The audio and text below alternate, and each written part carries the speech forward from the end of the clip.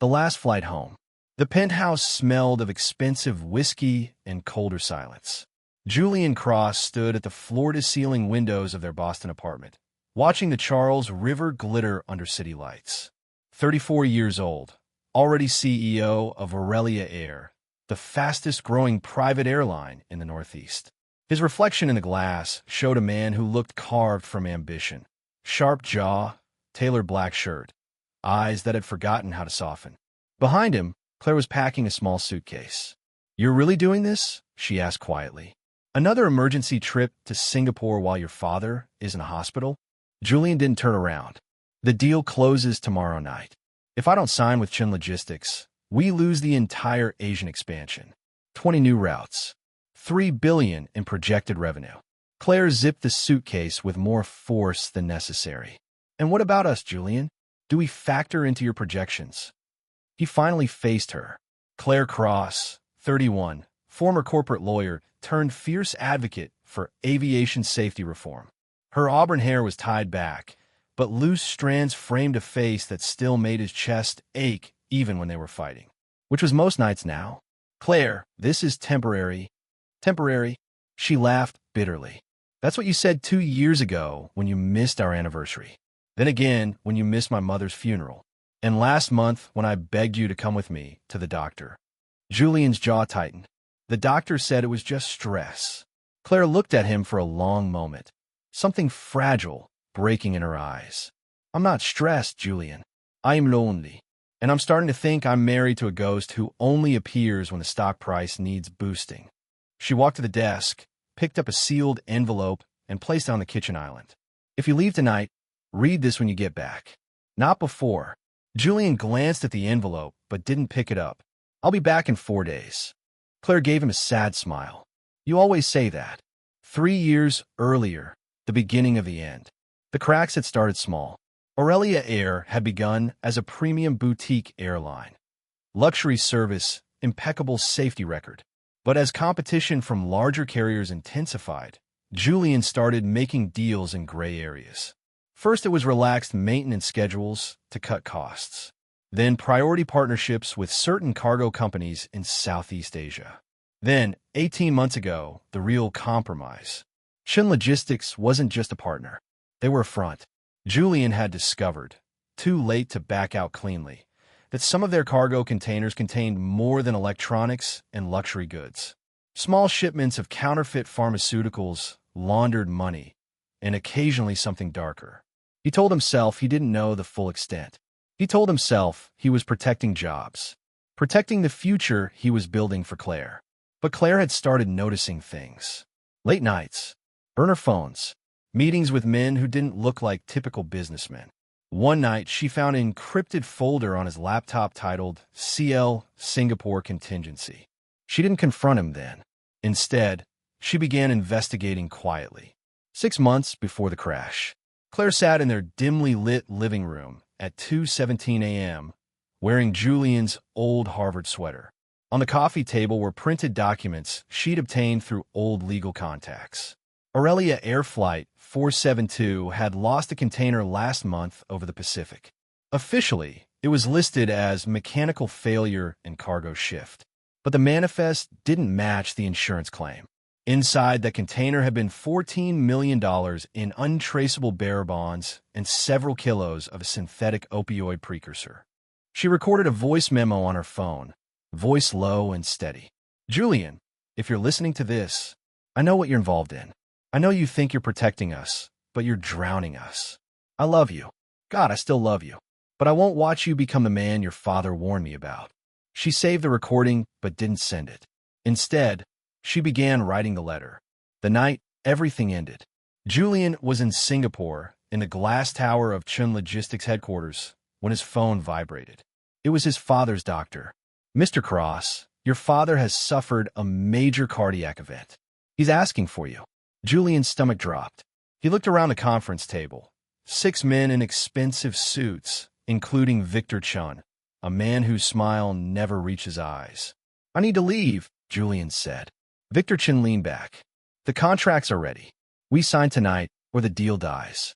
And Julian, some of our mutual friends won't be happy if this falls through." The threat was subtle but clear. Julian hesitated, just for a second.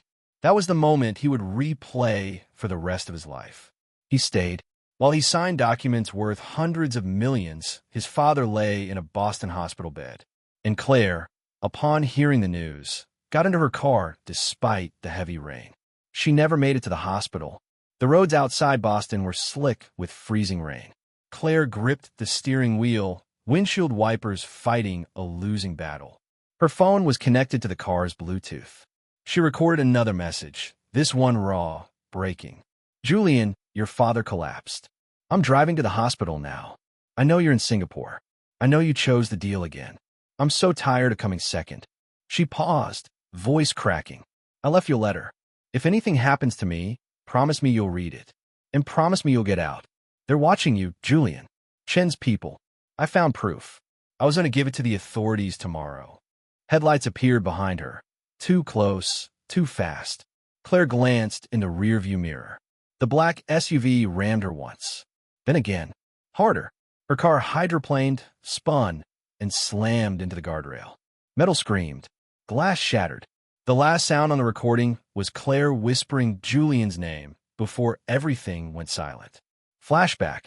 2 weeks before the crash. Claire had met someone. Not romantically.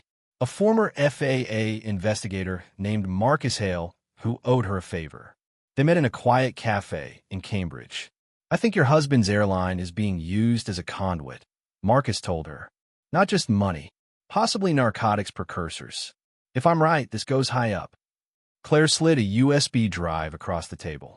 Everything I have is on here. If something happens to me, get this to the right people. Marcus frowned. You should leave him, Claire. She shook her head. I still love him. I just don't know how to save him anymore. Singapore, the moment of truth. Julian was shaking hands with Victor Chun when his phone rang again. This time, it was the hospital administrator. Mr. Cross, there's been an accident. Your wife.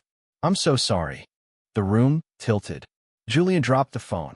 The signed contracts suddenly felt like chains around his throat. He didn't cry. Not then. He simply stood up, walked out of the meeting, and caught the first flight home. By the time he landed in Boston, Claire was already gone. The investigation. Officially, it was ruled an accident. Wet roads, high speed, driver error. But Julian couldn't accept it. He hired private investigators.